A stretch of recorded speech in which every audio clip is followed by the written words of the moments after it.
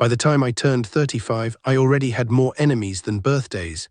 People saw the cars, the watches, the white suits, but they never saw the part of me that woke up at 3 a.m., shaking, with a gun in my hand and a name on my tongue that I could not say out loud anymore. I didn't grow up dreaming of becoming a boss. I grew up in a one-room apartment over a bakery, counting coins with my mother so we could pay the light bill, praying my father would come home sober and not angry. I learned early that in my neighborhood, kindness without strength was just an invitation for wolves. So I chose strength, and the wolves started calling me when they needed someone more dangerous than themselves. That is how, without really noticing the line, I crossed over into the world people whisper about, the world they call Mafia. That afternoon, the city floated outside my windows, all glass and light like it belonged to me. I sat in my black leather armchair, white suit pressed tie open, the scar on my face catching the golden reflection of the chandelier. The room smelled like expensive whiskey and fresh polish. My men were quiet, posted at the doors, every movement sharp like a scene held on pause. Silence was my favorite sound. In silence, nothing could surprise me. My phone lay face down on the table beside a half-empty glass. A notification blinked, another message I would ignore. Business threats, apologies, always the same. The only thing that changed year after year was the number of people who feared me. They said I had forgotten how to laugh. They were wrong. I remembered too well. The last time I laughed 9 years ago, there had been blood on the pavement 10 minutes later. After that night, I decided laughter was a weakness I could not afford. The elevator chimed, soft but clear, cutting through the silence. One of my men, Marco, touched his earpiece, listened, then looked over at me like he was afraid of my expression before he'd even spoken. "Boss," he said, voice low, "the new maid is here, from the agency. You said we needed someone permanent." I had. My old housekeeper, Anna, the only woman in this place who dared to look me in the eyes, had finally retired and gone south to live near the sea. The apartment had started to feel empty in a way money could not fill. "Send her in," I said. Marco hesitated. "They didn't have the usual type, you know, she's different." Different, my world hated that word. Different usually meant trouble. "I didn't ask you what she looks like," I replied, my tone flat. "Let her in." The doors opened and she stepped inside, and for a second the air in the room changed. She was not what anyone expected in a penthouse guarded by armed men and rumors. She was short, soft and round in a black and white uniform that hugged her body without shame. Her dark hair was pulled back under simple maid's cap, and her cheeks were already pink from the cold outside, or maybe from nerves, but it was her smile that struck me, wide open. Like the world hadn't taught her, yet how cruel it could be. Her eyes wandered over the marble floors, the gold-framed paintings, the guns at my men's hips, and finally stopped on me. For a heartbeat I watched, waiting for the recognition, the fear, the way people's faces usually fell when they realized who I was. It didn't come. She straightened the apron across her stomach, took a breath, and walked toward me with a feather duster in her hand, the soft plumes shaking just a little. "Buenos dias, sir," she said, her accent warm, gentle. "They tell me this is your home. I am Rosa." She smiled again, nervous but sincere. "I hope you like things clean." Marco shot her a warning look, eyes screaming, "Do not speak so freely." My other men were already labeling her in their minds, too loud, too open, too alive for this place, but I just studied her. No perfume, just the faint smell of laundry soap and lemon. There was a small rip at the side of her shoes, carefully stitched by hand. Everything about her said she came from the kind of life I had once known, counting coins, making things last. "You don't know who I am," I said quietly. She paused, confused, then laughed once, a small, surprised sound. "They told me your name, that is enough." "No." Her eyes flashed with something stubborn. "The rest is not my business is dust." The room tightened. Nobody spoke to me like that. Nobody had in years. Even my partners measured each word like gunpowder. I felt Marco shift his weight, ready to step in, to remind her where she was, whose air she was breathing. But something stopped me from letting him. "Fine," I said, "then do your business." Rosa nodded quickly, relief crossing her face. She began to move around the room, humming under her breath. The song was soft, an old melody I hadn't heard since childhood, when my mother sang in the kitchen to drown out the shouting from the street. Each note walked over my nerves, pulling up memories like weeds breaking through concrete. I watched her work. She was careful with the crystal, gentle with the framed photographs no one else dared to touch. When she reached the picture of my younger brother, taken years before the bullets, before the night that stole my laughter, her humming stopped for a second. Her fingers brushed the glass. "Handsome," she murmured almost to herself. Then she caught me looking and stepped back, eyes apologetic. "Pardon, sir, sometimes I talk too much. My mother says my mouth is like the TV, always on." A corner of my lip twitched. I forced my face to stay stone. Just don't break anything, I said. She nodded, moved on, and soon the feather duster was dancing over the shelves, the lamps, then the back of my armchair. My men shifted uneasily. No one ever came this close to me without permission, without security checking and clearing every step. Yet here she was, a plus-size maid from some agency, tapping dust from the throne of a man who ordered life and death with a phone call. "Excuse me, sir," she said from behind me. "You sit very still like a statue." "Statues don't shoot," Marco muttered under his breath. Rosa either didn't hear or chose not to. She stepped around to the front of the chair, squinting at the open collar of my shirt, at the ink that spread across my chest. An eagle, wings wide, its claws wrapped around a rosary. The tattoo artist had called it power. My mother had called it a tragedy. Rosa raised the feather duster, eyes wide with innocent curiosity. "So much dust in this house," she said softly. "Even the lion on your chest is hiding." She stretched the duster toward me, toward the ink over my heart. "If you allow, I clean him too." Silence slammed into the room. Every man's hand twitched closer to a weapon. Nobody touched me there. Not my men, not my enemies, not even the doctor who stitched the bullet wound under that same tattoo. The last hands that had rested on my chest belonged to someone I had loved, someone whose name I still tasted every night when the lights went out. Rosa's eyes met mine, and in them there was no calculation, no fear, just a strange kind of tenderness, like she believed under all this marble and glass, there was still something human worth dusting off. The feather duster paused in the air, just inches from my skin. In that moment the temperature in the room changed. My men held their breath, waiting for the explosion they thought they knew was coming. Rosa stood there, one hand on her hip for balance, the other trembling just a little, too honest to hide it. For the first time in 9 years, I felt something sharp and unfamiliar crack against the walls I had built inside my chest. My jaw tightened. "Boss," Marco whispered from the doorway, ready to pull her away. I didn't answer, because even I didn't know, in that exact second, whether I was about to tell them to throw her out of my world forever, or pull the barrel of the gun away from the only person who had dared to reach directly for my heart. The feather duster hovered over my chest, the soft brown plumes trembling like they were afraid of me too. "Only 1 second," Rosa whispered, more to herself than to me. "The lion should not live under dust." Her words were ridiculous. Still nobody moved. The chandelier hummed, the city burned gold behind the glass, and 4 grown men with guns stood frozen because a plus-size maid was about to clean my tattoo. Marco took half a step forward. "Boss, you want I?" I lifted one finger. He stopped. Rosa's eyes searched my face, waiting for permission. I didn't give it, but I didn't say no either. In my world, silence was usually death. In that moment, silence became something else. She reached out, the feather tips brushed my skin just above the inked wings of the eagle. The touch was light, almost nothing, but my body reacted like she had pressed a knife to an old scar. Heat rushed up my throat. The air smelled of lemon soap and fear that didn't belong to her. She frowned in concentration, dusting with exaggerated care. "There," she said softly, "now he can breathe." A strange sound scratched at the back of my mouth. Not anger, not pain, something I had buried so deep I didn't recognize it at first. The corner of her feather duster slipped, tickling the hollow of my neck. It almost dragged a laugh out of me. I caught it in time, biting down on the ghost of the sound. The muscles in my jaw jumped. My men stared wide-eyed because for a split second my face wasn't stone. It was human. They looked like they had seen a gun misfire at point-blank range and still not understood why they were alive. Rosa didn't notice the earthquake she had caused. She stepped back, smiling proudly at her own work, then glanced around at the room full of men who looked ready to shoot the furniture. "Too much tension here," she said lightly. "You all should drink more chamomile tea." Marco choked on nothing. One of the others, Luca, looked at her like she had slapped the Virgin Mary. "Rosa," I said. Her eyes flew to mine. "Yes, sir." "You finished here, go help in the kitchen."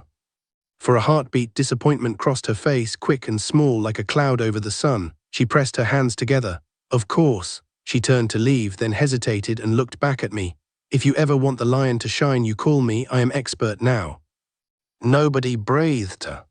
Then she disappeared through the door, humming that same song. As soon as it closed, Marco blew out a breath. "Boss, what was that?" She touched. I have mirrors, I cut in. I know where she touched. He shut his mouth. The others exchanged looks, a silent conversation bouncing between their eyes. What is happening to him? I let them wonder. I didn't owe explanations, not to them, not to myself. But when they left and the room was finally empty, I realized my hand was over my chest, resting on the place where the feather had passed, like I was trying to keep something from escaping. That evening the city turned from gold to violet, then to black. Meetings came and went. Money changed direction with a few words from my lips.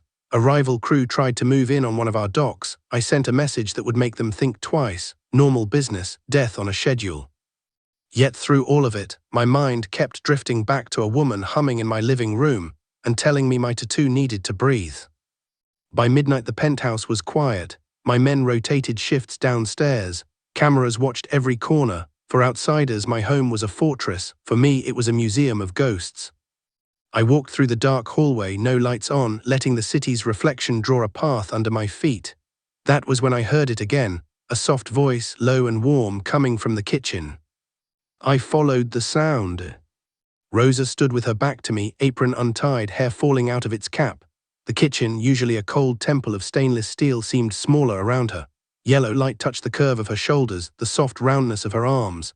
She was packing food, carefully wrapping leftover bread, cheese, a container of stew, her hands moving with practice like she had done this 1,000 times. "You plan to rob me?" I asked quietly. She jumped so high she almost dropped the pot. "Ay Dios," she pressed a hand to her chest, breathing fast. "You walk like a cat, sir. You want to kill me of a heart attack." "I don't kill people in my own kitchen," I said. "Bad for appetite." I nodded toward the bag on the counter. "Who is that for?" Her fingers tightened around the plastic handles. For the first time since she arrived, she looked truly nervous. "Leftovers," she said. "You said nothing about leftovers. I thought maybe it's okay." "That's not an answer." My voice softened, but she heard the steel. "Who?" She looked down. "My mother," she admitted. "And my little nephew. The agency doesn't pay much, and food." She shrugged, a small, tired movement. "Food is heavy and money is light, you know." I studied her, no lies in her voice, just simple, practical hunger. I recognized it. It had lived with me once like a roommate. "You could have asked," I said. She gave a small laugh, bitter at the edges. "Men in suits do like when fat maids ask for more, sir. They think we already eat enough." She lifted her chin, trying to make it a joke, but her eyes betrayed the sting. "The men in this suit," I replied, tapping my lapel, "don't like when people steal. Next time you ask, understand." She swallowed. "Yes." I reached for the bag. She flinched, thinking I would take it away. Instead, I added another container from the fridge, one with my initials on the lid. "This one too, my cook makes too much." She stared. "But that is your." "It will go to waste," I cut her off. "And I hate waste more than I hate thieves." Slowly, like she was afraid the picture would vanish, a shy smile spread across her face. Not the loud one from earlier, something smaller, more fragile. "Thank you," she whispered. "You are kinder than you look, sir." "Don't say that too loud," I said. "I have a reputation." She laughed softly, and the sound did something strange to the air, like it pushed the darkness back a little. "You knew who I was?" I asked suddenly. "From the beginning?" Her hand stilled, then she nodded. "More or less. People talk, they say you are dangerous, they say nobody smiles here." Her gaze moved over the cold marble counters, the shining knives, the empty chairs. "But they also say nobody who works for you goes hungry, and in my neighborhood that is more important." "They also say," I added, "that people close to me don't live long." Her eyes flicked to my scar, then to the tattoo half visible under my shirt. "Maybe that is why you push people away," she said quietly, "so they can live." The words hit harder than a bullet. She turned from the counter, rinsed her hands. The sink water hissed between us. "How many jobs did the agency send you to before this one?" I asked to change the subject. 7, she answered. 6 houses sent me back. One man told the agency I disturbed the aesthetic of the property. She rolled her eyes. "I think his couch was more important than my rent." "And yet you came here to this kind of house." I tilted my head. "Weren't you afraid?" She looked at me for a long moment. "When you come from where I come from, sir, danger is on every corner. At least here the danger pays on time." I couldn't help it. A low breath left my mouth, almost a laugh, almost a sigh. She noticed. Her eyes widened a little, as if she had just seen a shooting star. Before she could say anything, my phone vibrated in my pocket. 3 short pulses, our code for urgent. I stepped back, turning away to answer. She. Boss, it was Nico from the security room downstairs. His voice was tight. We have a problem. I think there's a leak. Someone inside has been sending information. The pattern started the week the new maid arrived.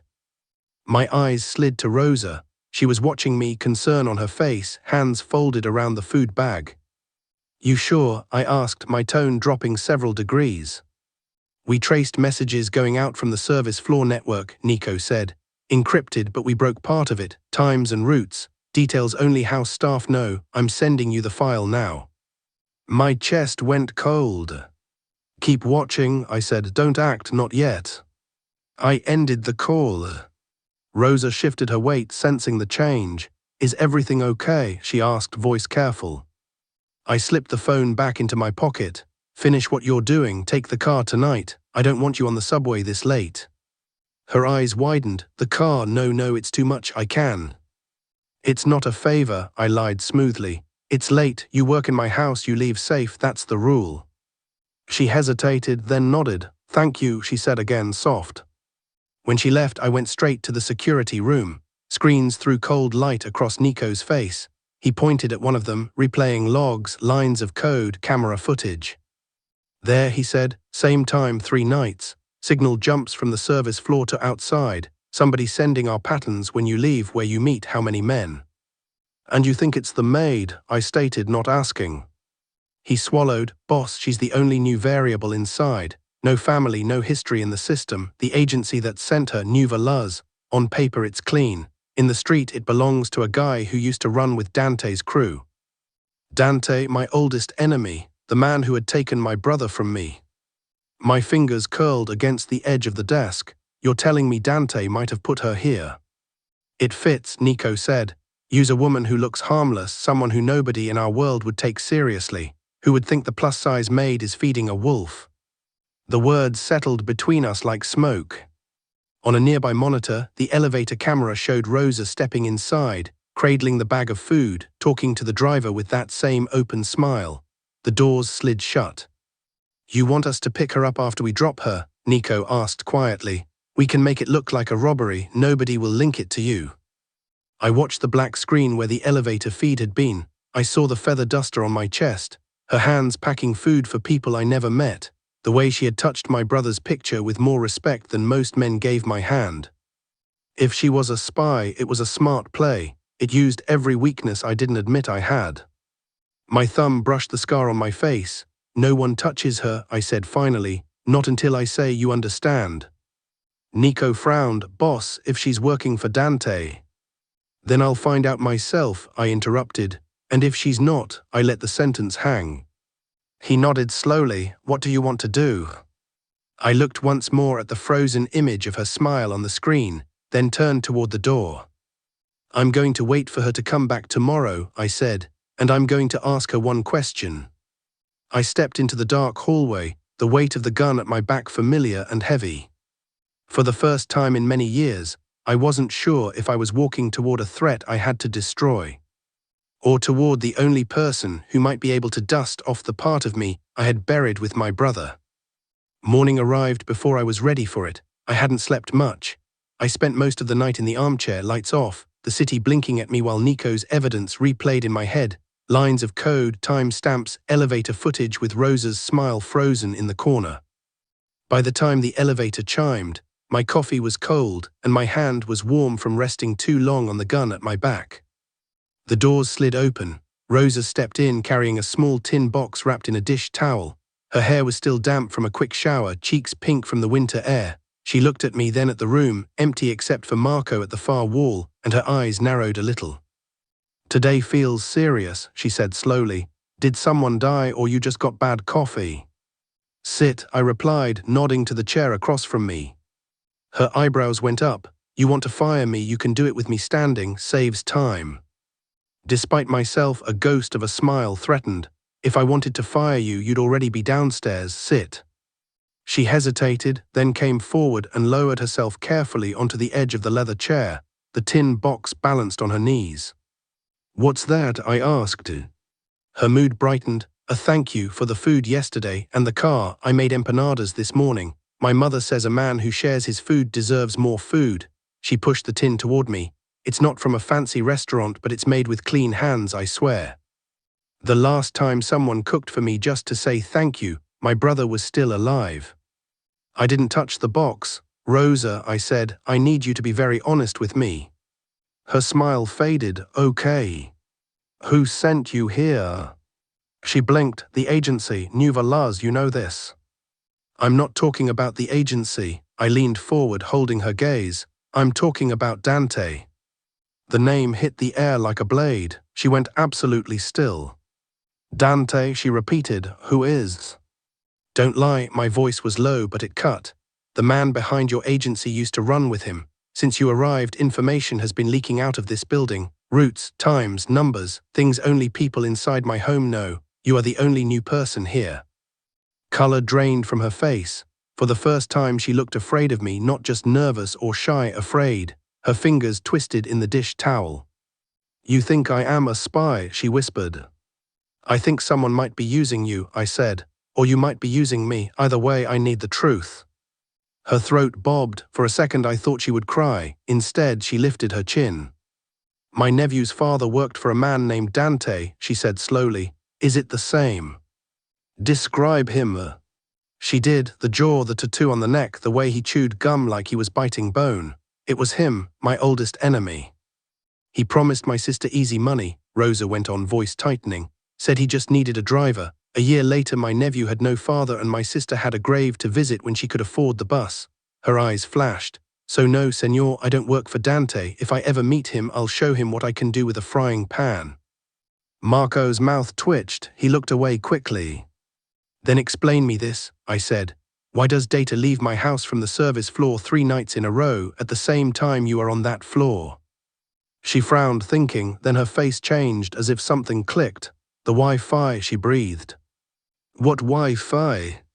There is a weak signal in the service corridor, she said.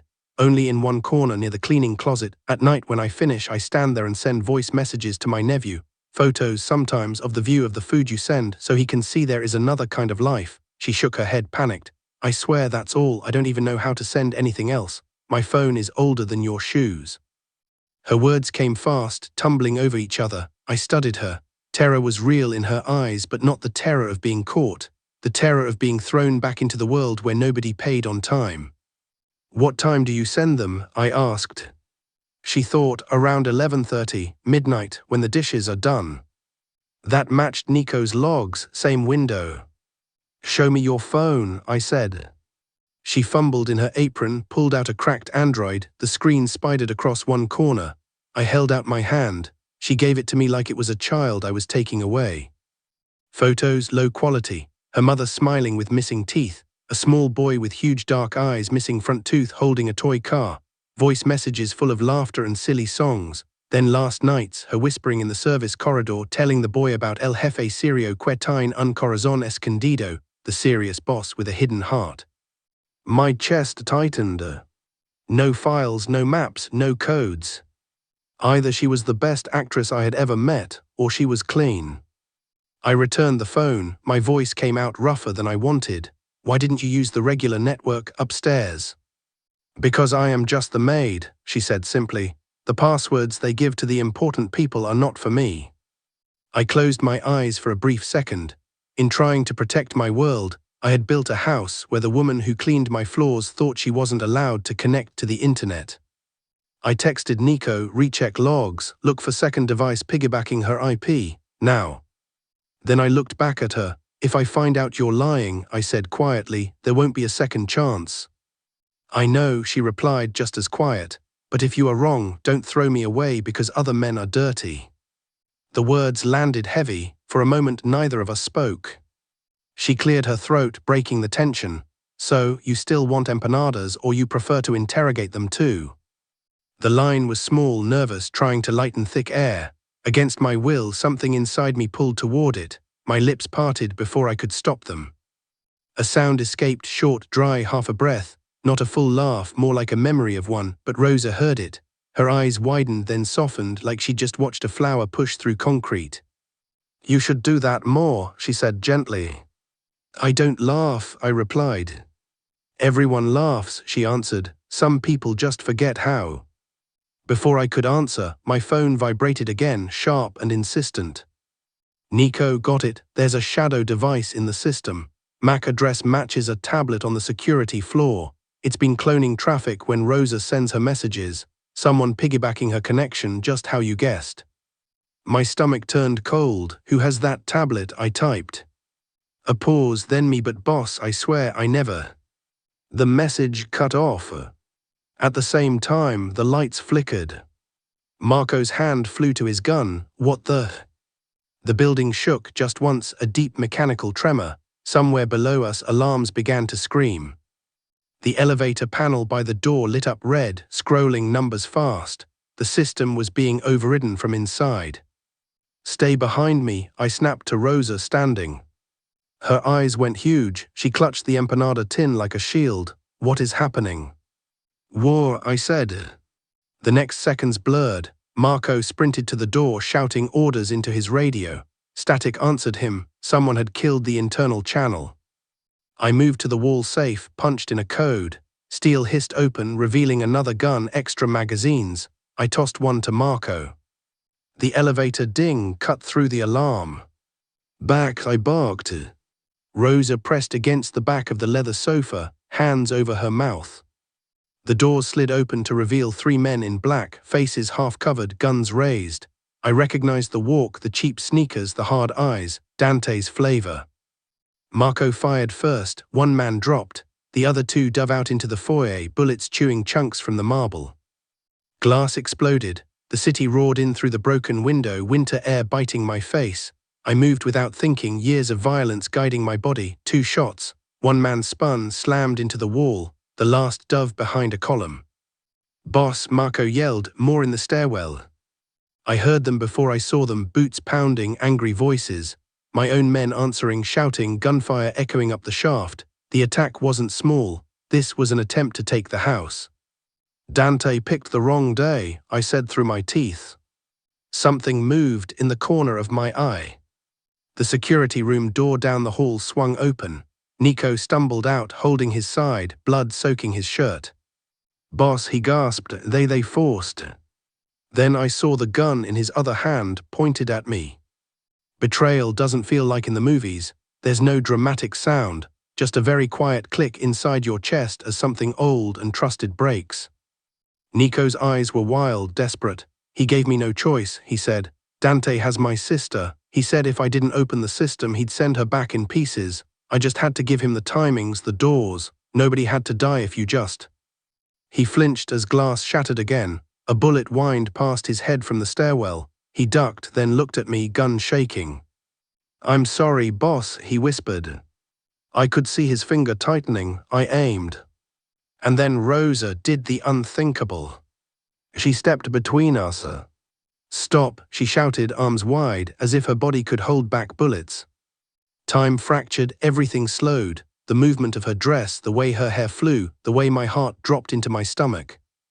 Rosa, move, I roared. No, she screamed back, voice shaking but loud. Enough men killing each other for women they love, this is not the way. Nico froze, staring at her. She was breathing hard, eyes bright with terror, but she didn't step aside. You think Dante will stop if you shoot him? She yelled at Nico, words spilling out. You think monsters ever keep promises? He uses your fear to make more fear, you know this. Look at you, shaking like a boy with a toy gun. My nephew lost his father to men like that. Don't make another child an orphan because you were too afraid to say no. Her Spanish accent thickened, emotions roughening each syllable. It hit something in Nico's eyes, his hand trembled. A shout came from the stairwell, another of Dante's men, emerging with a rifle aiming right at my chest. I shifted to fire. Rosa moved again, faster than I thought possible. She grabbed the empanada tin from the table and hurled it with all her strength. It hit the rifleman square in the face with a metallic crack. Empanadas exploded like small, angry moons. He cursed, gun jerking up, bullet spraying the chandelier instead of my heart. Marco, I barked. Marco's shot found the man's throat. The room rang with glass and gunfire. My ears screamed. I spun back to Nico. He still held the gun, but his arm hung low now, eyes wet. I didn't want this, he whispered. I just wanted my sister alive. Then you should have come to me, I said coldly, not to Dante.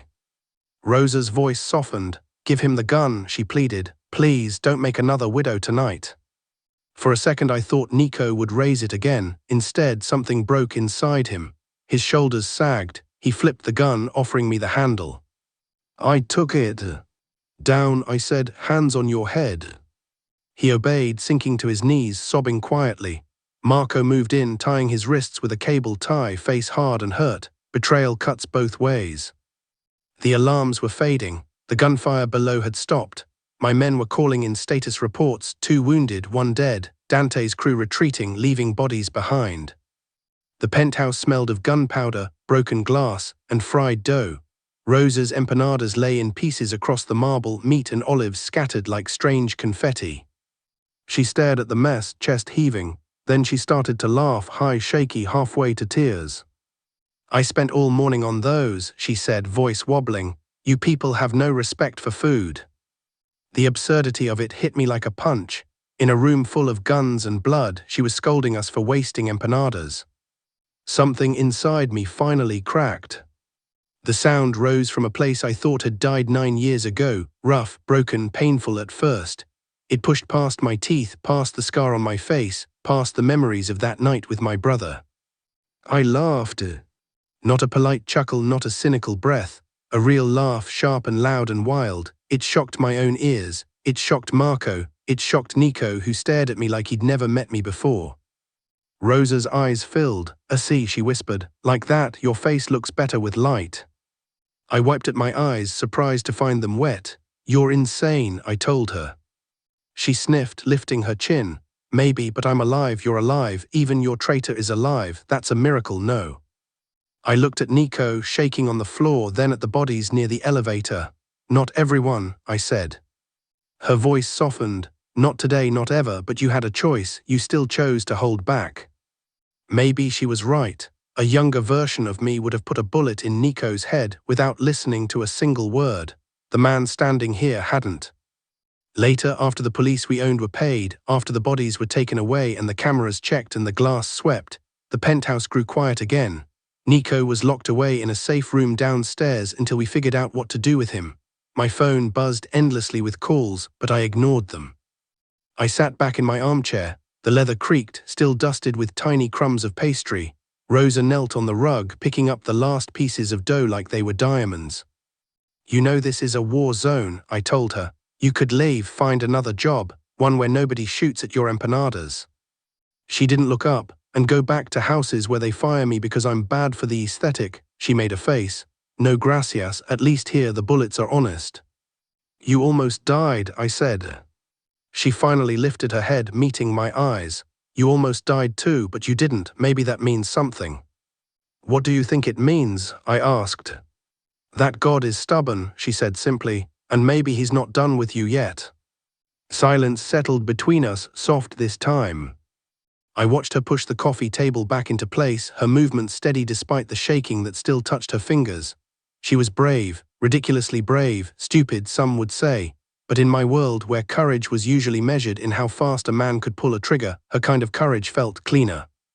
You protected a man everyone is afraid of, I said. Why?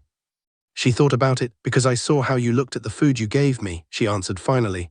Like you wanted to give more than you knew how, because you let your maid touch the lion on your chest, because when you thought I betrayed you, you asked questions before you punished. Power without kindness is just violence, but power with kindness maybe that can protect people like my nephew. Her words sank deep. For years I had told myself I was a necessary evil. Hearing it from her mouth in that kitchen light, I wondered if I could be something else. I reached into my pocket, pulled out a folded envelope. I had ordered it last night before the attack, not knowing why I finished the process. I held it out. For your nephew, I said. School, clothes, whatever he needs, it's clean money. Comes from a legitimate company in my name, I have those too. Her hands shook as she took it. I can't. You can, I cut in, with one condition. Fear flashed again. What condition? You stay, I said, at least for a while, keep the lion dusted.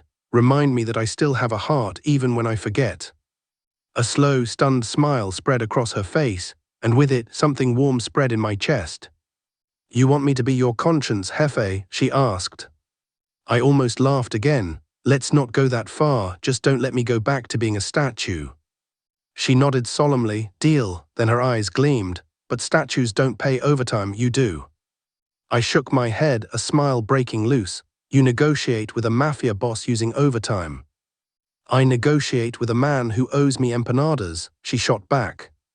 And just like that, the living room didn't feel like a museum of ghosts anymore. It felt almost like a home. That night, when the city lights reflected in the windows and the scars on my body ached from old memories, I found myself listening, not for the sound of guns or the buzz of my phone, but for Rosa's humming in the kitchen. The last time I had laughed, 9 years ago, my brother died minutes later.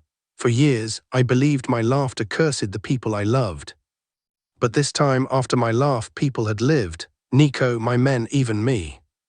Maybe Rosa was right. Maybe God was stubborn. Maybe there was still a version of my life where the lion on my chest didn't stand for fear but for protection. All I knew was this: the first real laugh I had allowed myself in almost a decade had come with gunpowder in the air, glass on the floor, and a plus-size maid standing between me and my own darkness, waving a feather duster like a flag.